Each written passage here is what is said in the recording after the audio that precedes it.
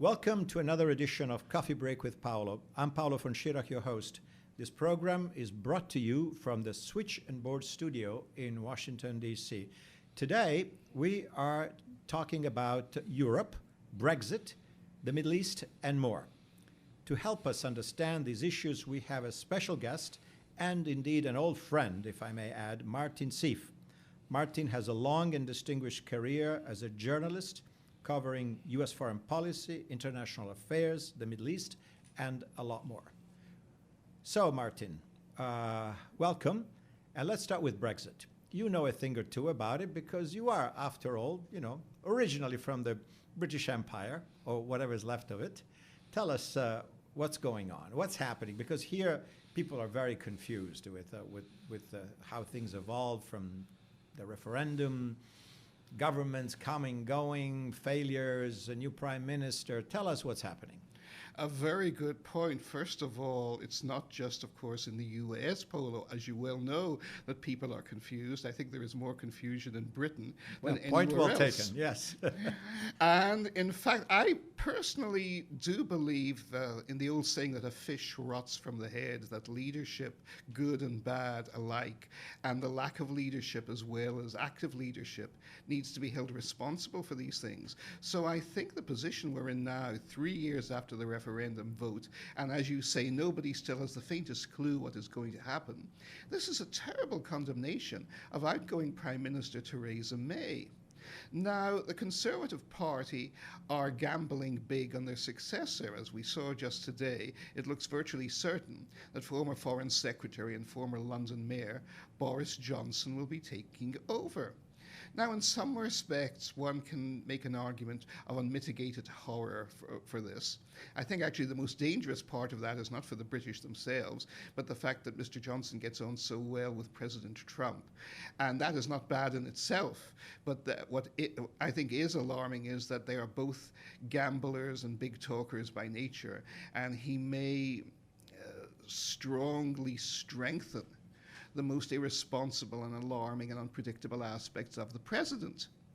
But in domestic terms, the very fact that Mr. Johnson has reversed himself on so many issues and is such a cynic may well be the saving grace, because while paying lip service to total Brexit and leading the fanatical Brexiteers by the nose, he has already signaled to Europe that he recognizes basic realities and is probably prepared to accept whatever fundamental deal Brussels offers, which is the only realistic policy any sane British government could follow. Let's try to break this down so that everybody understands.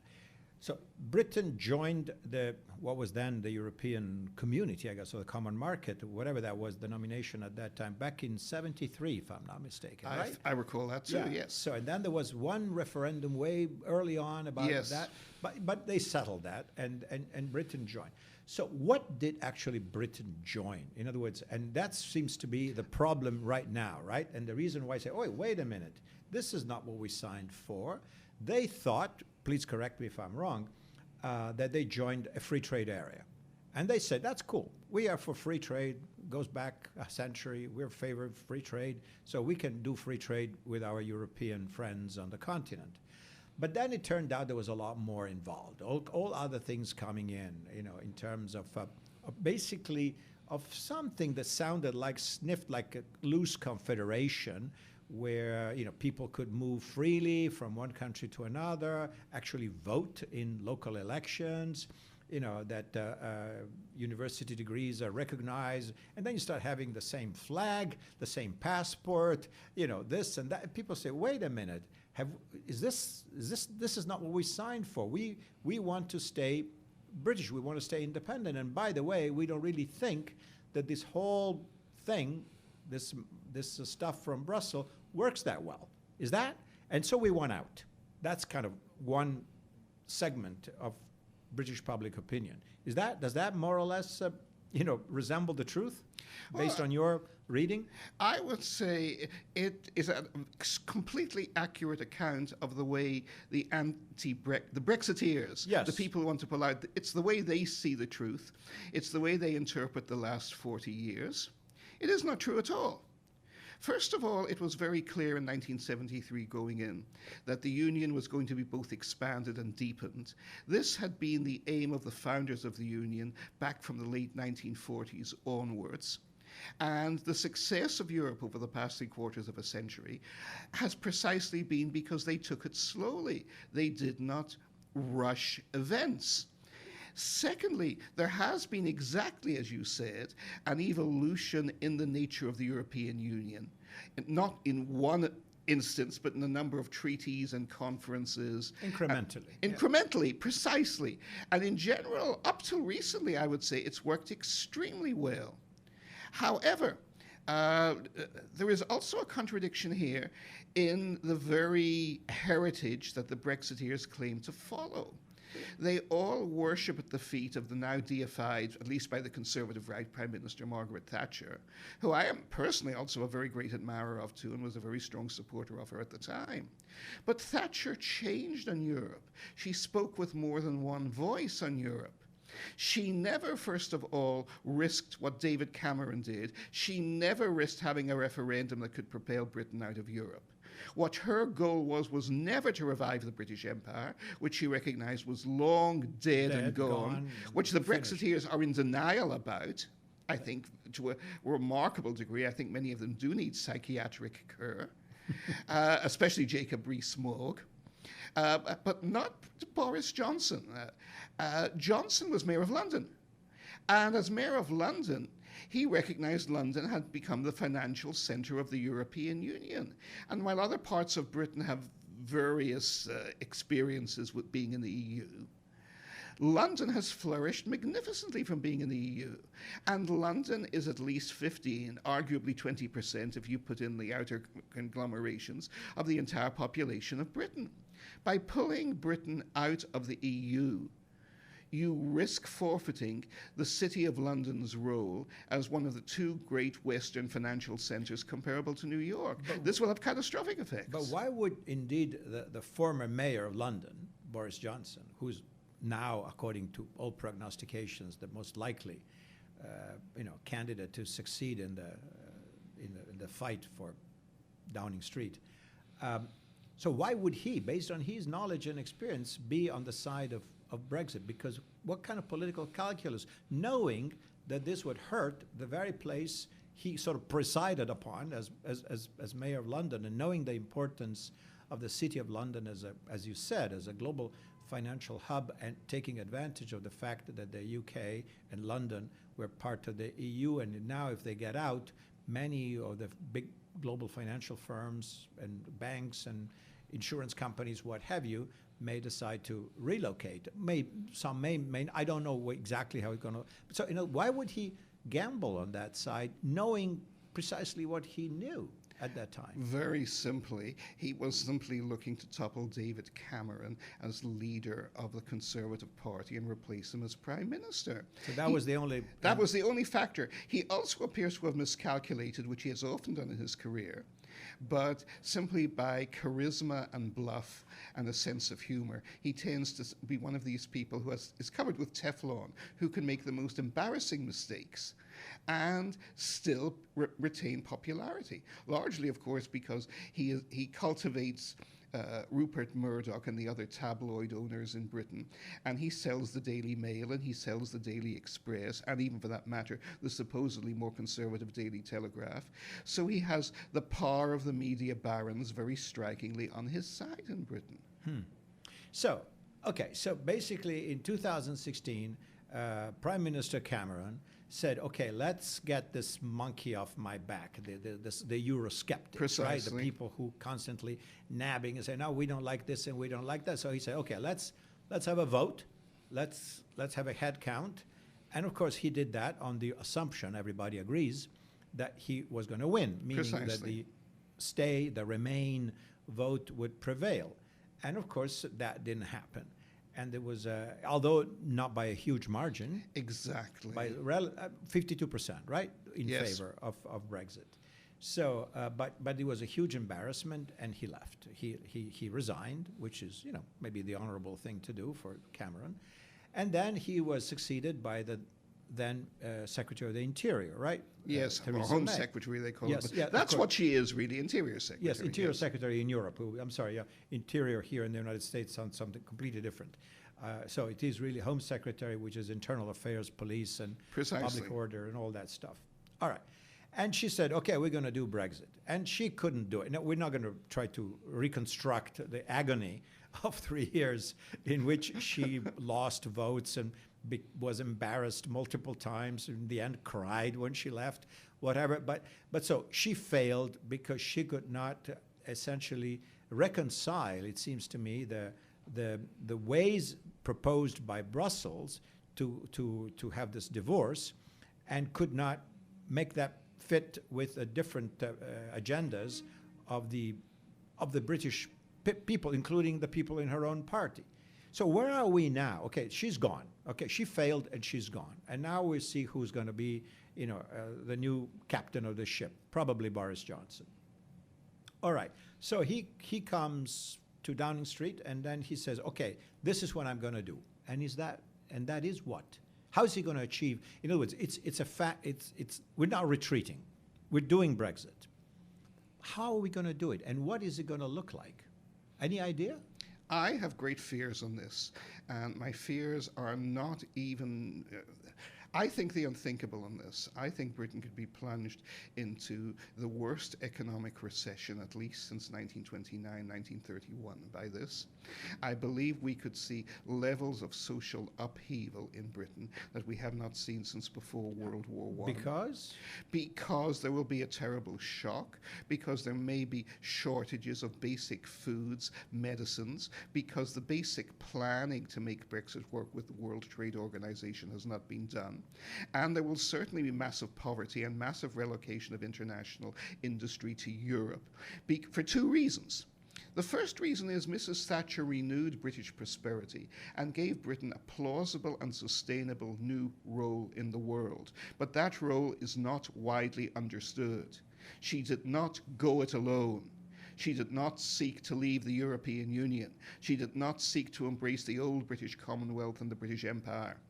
Mrs. Thatcher, let's remember, was a realist. She was a scientist by training and a very successful industrial chemist before she went into politics. She was also trained as an attorney, as a lawyer in Britain. She had a legal degree as well, qualifications. And what she therefore recognized and pulled off was to keep Britain in the European Union, but to reform and streamline its archaic industrial laws and procedures that made Britain the most cost-effective and market-oriented and competitive economy within the European Union.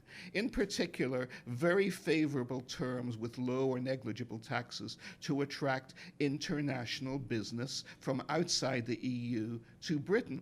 In other words, if you wanted to reach this one enormous single market of 500 million people, most in advanced, wealthy, industrial, prosperous economies, it made more sense to relocate your industry to Britain than to France or Germany or Italy. Because it was more flexible, more future-oriented, more innovative, and all that stuff. Precisely. And also you had the advantage that the City of London, like Wall Street at its best, is enormously efficient at responding quickly to market conditions and allocating resources efficiently.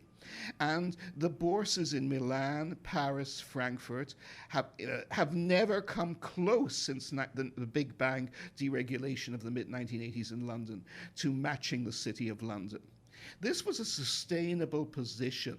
Had Brexit not torpedoed it and had short-sighted, irresponsible demagogues, usually wealthy beyond measure themselves, like Jacob Rees-Mogg, Nigel Farage, both of whom are millionaires many times over, and they are both graduates of the most elite school in Britain, Eton College, as is Boris Johnson himself.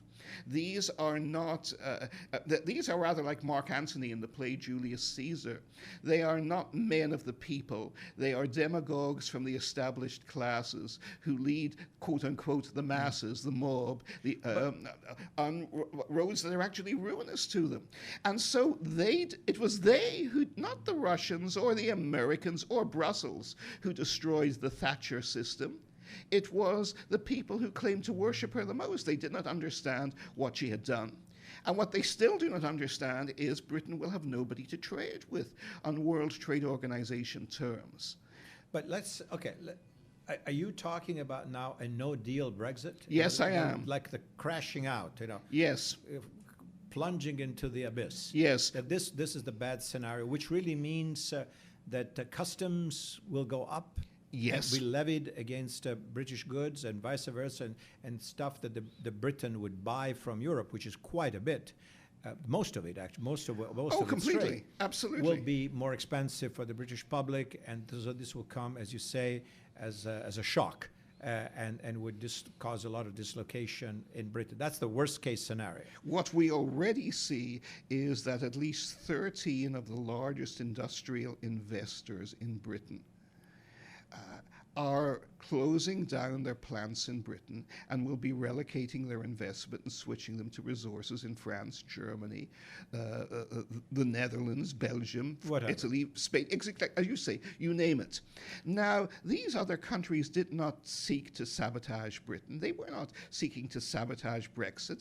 The companies are doing it, if anything, against the European Union's wishes. Brussels wants to see, not want Brexit at all. If Brexit has to go through, Brussels was looking forward to a responsible Norway-style solution. A soft Brexit. Exactly. Which means Britain is not a member, but would still abide by many. Basically, the customs union element would stay, right? Precisely. Now, Johnson has dug a hole for himself. He has dug a trap. Just today, we hear that he has proposed to Nigel Farage, the leader of UK Independence Party, who is the arch prophet of Brexit, that they have an electoral pact so that the Brexit vote is combined, and basically that would save the Conservative Party. Now, I don't think Farage will go along with it because what has happened in the past 3 years is that the Brexit side of Britain, it's only half of Britain, as you rightly pointed out, but the Brexit side of Britain has become more fanatical. People who were prepared to entertain a soft Brexit 3 years ago have been brainwashed by the media and the demagogues for 3 years to believe that it is all Brussels' fault, which is frankly totally false. Right? And therefore, the push for a hard Brexit is much stronger than it was. Many of the people who voted for Brexit thought it would be a soft one. Even though the hard Brexit has this foreboding, possibilities that you just mentioned of huge dislocation and economic crisis that might. Okay, we'll see what happens. First of all, Mr. Johnson still has to become officially the prime minister, but I think we take it almost as a foregone conclusion, right? Yes. He's going to be the new prime minister, and as you said earlier, he seemed to have shown a remarkable, flexibility all of a sudden in terms of understanding that there's limitations in terms of the bargaining power of the UK vis-a-vis the rest of Europe, and so maybe it will be, after all, some version of soft Brexit. We hope, at least. Exactly. Even though, okay, that's it. In other words, but it is a foregone conclusion that there will be some kind of Brexit. We're not walking this thing back. Exactly. Even though at some point during the last moments of the messy tenure by Mrs. Theresa May, some people say, hey, maybe we need another referendum. Maybe we got to think this thing over. Maybe we should give people, since it's so complicated and these complications had not been envisaged, maybe the people should have, but that's not happening. Yes, if I may, and I agree with your assessment completely, and there's another key reason why it will not happen. We are actually seeing a consolidation of the extreme Brexit forces. We see it in Mr. Farage talking to Johnson, in Johnson being interested in an electoral pact with Farage. He may not get it. Farage may eat what remains of the Conservative Party alive and demolish what remains of it. I think that's quite feasible in the next election. But on the other side, the Remain forces have not come together at all. And that was not, of course, Mrs. May's failure. She was trying to doggedly and rather honestly, but very ineptly, implement the referendum decision. But Jeremy Corbyn, who himself is very ambiguous the Labour on Brexit, leader. Yeah, the Labour Party leader, the loyal opposition, so to speak. Exactly. Though it's not that he is disloyal; it's that Britain is in such chaos now. It's difficult to know what they are being loyal to anymore. Okay. And he did not raise the Remain flag. He really doesn't want to stay in the EU. A lot of the hardline extremists, and I think this is revealing on both right and left, hate the EU. And the left hates it because the EU is too capitalist for them. The hard right hates them because the EU is too decent and social democratic for them, as you well know. And I think if the British people could wake up from their conditioning, that should sober them up a lot. Okay, but that's not going to happen. Exactly. The Remain vote is very spread out all over the place and dislocated. Corbyn doesn't seem to know whether he wants to remain or not. The Liberal Democrats have a little traction, but not enough. Exactly. Not nearly enough. Yes. Exactly. Okay, let's switch on the other side of the pond. So we've kind of tried to understand the motivations, many of which seem really to be emotional rather than rational, that have driven a large segment, in fact, the majority of the British public, to say we want out of this arrangement. But let's look at the arrangement itself. And I know it's kind of complicated because, many moving parts. So this is stuff that's been going on since 1957. And as you pointed out earlier on, it's grown incrementally with new treatises and new things, etc. But one thing that we have seen, and I know this is not fair to judge everything on the basis of a snapshot of recent developments, but the recent European Parliament elections have shown some interesting new trends. Yes, indeed, they have. I mean, it was not the catastrophe for the establishment parties that had been prophesized, but they came out kind of not so well. And at the same time, we see the rise of parties in Europe that, even though not majorities, they're big enough to be disruptive. In other words, nationalists and on the right, and extreme environmentalists or Greens or leftist parties on the left. And so it seems like that happy, strong core middle, the center, which was composed, or still is, of the Christian Democratic and Social Democratic parties, which was the ballast of Europe for so many, that's not gone by any means. But what's your take? What's happening? In other words, people say, oh my God, these nationalist parties, they'll wreck this whole thing apart, and tomorrow there will be no Europe, which I think it's a bit extreme, to put it mildly. What's your take? I agree with you completely. And again, I come from Northern Ireland, and what happened there in the microcosm, one of the tiniest corners of Europe over the past 20 years, actually offers hope for what the phenomenon we see on a much broader scale.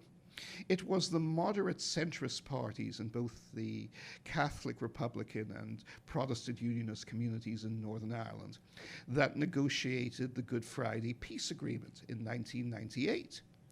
But several years after that, the more extreme parties in both communities buried the moderate peacemakers at the polls.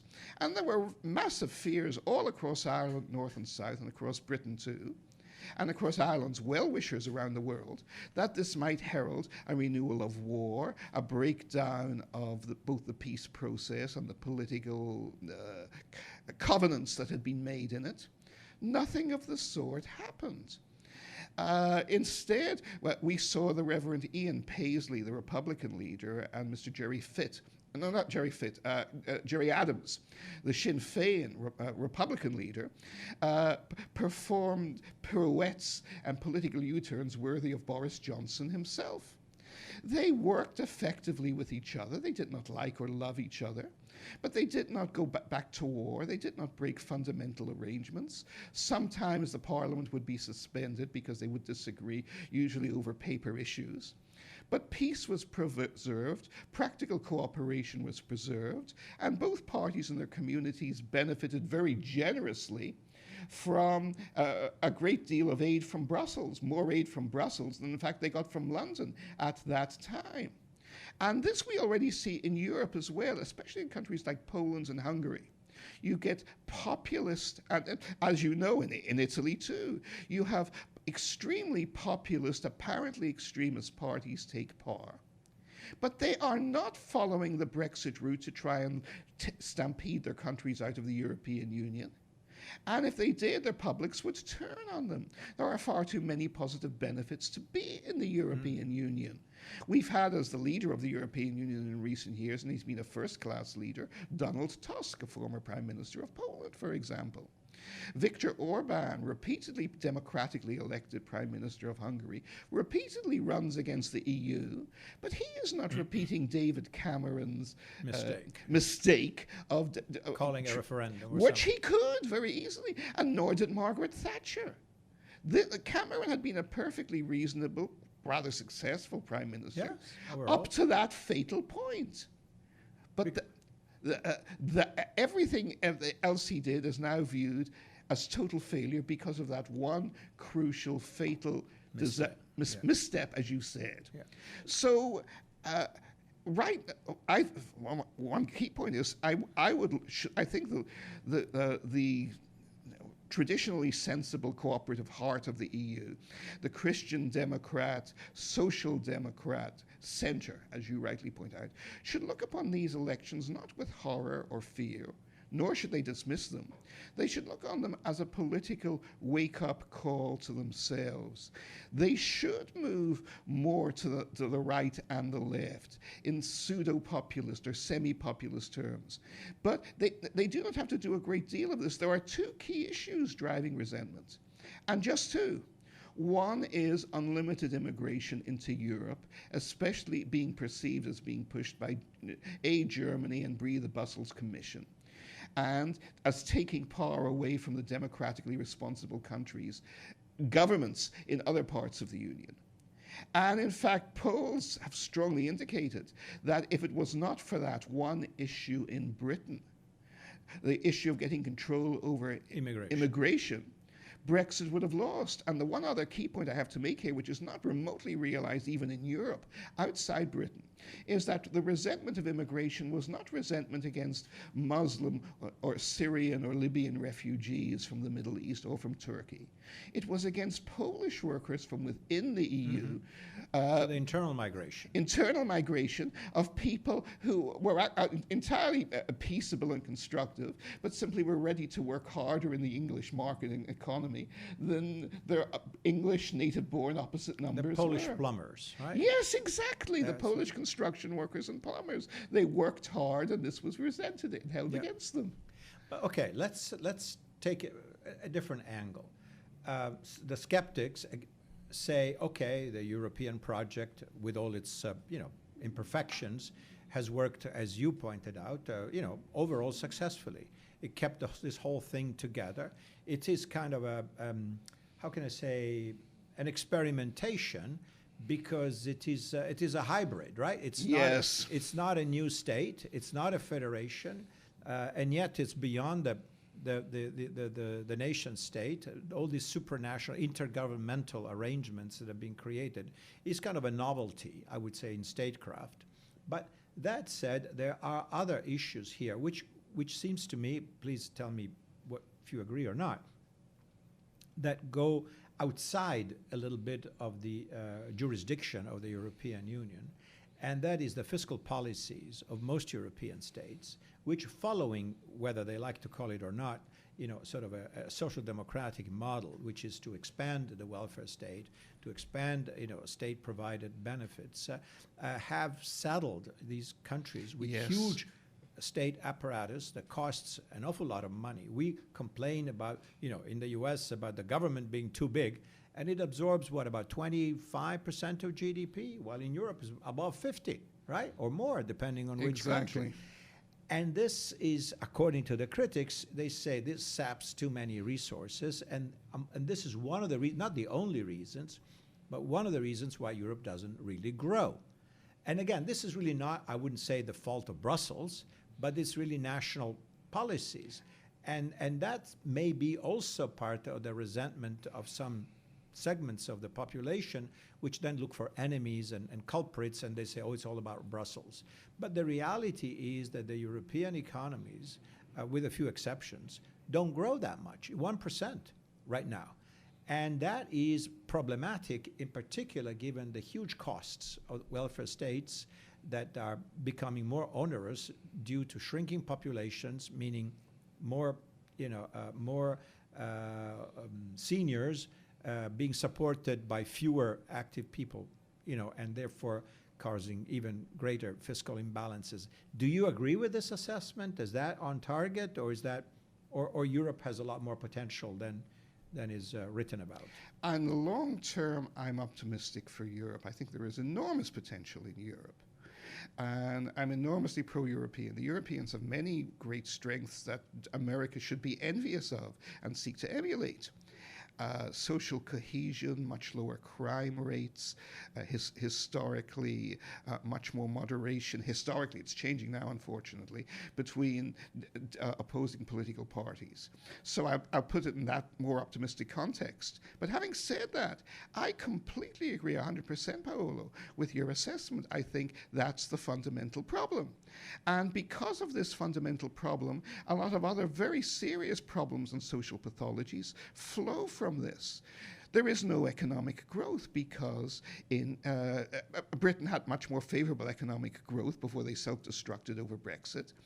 But in France, even Italy, certainly Germany, certainly Greece, you find across the continent very cautious social policies. They look after the old, but they cannot generate new jobs and new investment for the young. So it is the young who become alienated. And therefore you have, for example, the Yellow Vest riots in France, predominantly driven by younger people. You also have this strange my greatest fear is that there is a mood of irrationality like 1914. If you look in Italy, France, Germany, you can see socioeconomic rational arguments, even if you don't agree with them, for abandoning the center, voting for protest parties, these developments. But if you look at the drive for independence on the part of Catalonia in Spain, this appears to me to be insane. Spain has the most liberal, tolerant, pluralistic government in its history. The regions have never, since the unification of Spain more than 500 years ago, known such freedom. And it is the wealthiest, most prosperous region of Spain. Catalonia, yes. Yes, that insists on threatening the stability and survival of the whole.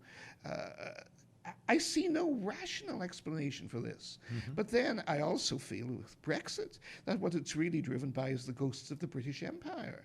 People who really like to imagine that they're living 120 years ago and perhaps defying an evil Nazi-occupied Europe in 1940, or telling Europe what it should think in 1860 and building the first railroads. I mean, again, Mr. Rees-Mogg, I think, sleepwalks in that kind of world. That takes some effort, huh? Because exactly. Things have changed a bit since exactly. Yes, and I thought India got independence in 47, was it? So, that's what I was told too. Perhaps we're misled, Oh, maybe we should really look at this again. I don't know. So, okay, let's try to put all this together. Europe, as you said, very successful at many different levels, but yet with this sort of millstone of lack of investment in new stuff, innovation. If one looks at the knowledge economy, the leading sectors, electronics, computers, cyber, whatever, aerospace. Well, yes, of course, Europe has Airbus, giant in the production of civilian aircraft, but not that many leading companies in the other critical sectors which will define the future.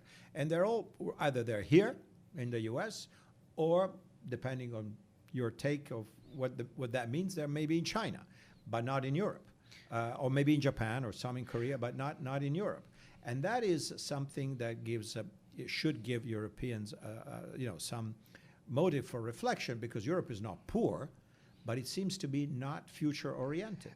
I think that's a crucial point again that you make, and I think it ties in with several points. First, the very low birth rate, I think, first skews the country to its politics and social life are driven by the majority and the most influential number of people who tend to be becoming older and are more prone to look back rather than forward. In Britain, we saw, by the way, this dramatically in Brexit. Young Britons overwhelmingly voted to stay in Europe.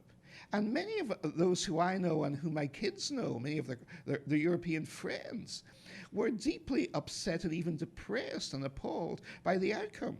It was older people who, again, were looking back at the mythically remembered past, who voted to look back. But it's not just, you could say, well, if you're dealing with the United States or China or even Russia and Japan, you're dealing with nations with resources and technology that even the combined resources of Britain, of the UK and Germany and France and Italy might not be able to match. But that's not the case if you look at Canada and outfits like Bombardier, or Brazil, one of the most technologically underestimated and innovative economies. And of course, just south of the border here, people focus on the crime pathologies of northern Mexico.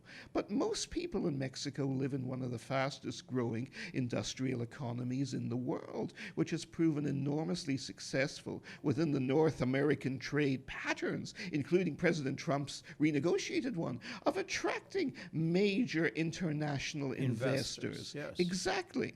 So, again, I think in this respect, both mainland Europe and the British need to rediscover the spirit of Mrs. Thatcher for different reasons. The British need to learn for the first time what they were always in denial about, that Mrs. Thatcher was a great European even when she thought she wasn't. She was very constructive. She made Britain a highly functional and positive contributor to the heart of Europe. But she also created a more competitive economy that was much more visionary and outgoing than many of the more conservative economies on the mainland were. And that made the UK more competitive then? Much more competitive, absolutely. In the defence area, British companies, especially BAE, but other ones, British Aerospace, but others too, have become much bigger players in the United States than anyone dreams. And there were one or two major Netherlands ones as well. And how have they done this? Because again, they maintained and developed ways of seeing the world globally, not just beyond Britain, but beyond the cozy traditional way in which Europe has settled. The problem is Europe has basically made the same mistake as Japan since 1990. That when you had a model which was so successful economically as well as socially, exactly, don't touch it, and then everybody falls behind. So when you have inevitable market slumps or course corrections, which every country does, but you look at the United States, and their resilience in these circumstances is quite extraordinary. Yeah, we jump back. And China has too, in a different society. Sure. And even Russia, if you look at since the sanctions were imposed in 2014, there's a level of resilience in the agricultural sector there and growth that nobody outside Russia, maybe nobody inside Russia either, since they tend to be very pessimistic about themselves, but that happened. Today, they're outcompeting Australia in exporting wheat to Indonesia. Nobody dreamed this would happen a few years ago. That's the kind of attitude that Europe should develop. Exactly. And it's not inconceivable that they could and should.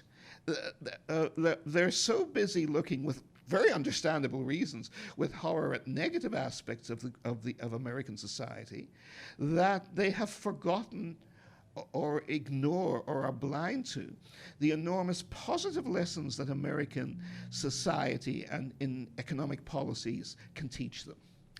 Well, on this note, I guess which is a bit of a mixed bag, right? Exactly. What we're saying here, so Brexit will happen, although we don't exactly know how. And Europe has a lot going, but it should get a little vitamin boost or something. That's a beautiful way of putting it, Paul. Yes, maybe even an amphetamine or two. Well, I mean, those are maybe, I don't know. But we shouldn't talk about this on the air. I guess they're illegal. Only for individuals, not for national governments. Okay. Well, we'll write a prescription for those. So again, Martin, thank you very much. My it's great been a pleasure, my old friend. Opportunity to talk to you about all these things. We'll have you back. And this is all for us. Thank you for listening. My pleasure. Thank you, Paolo.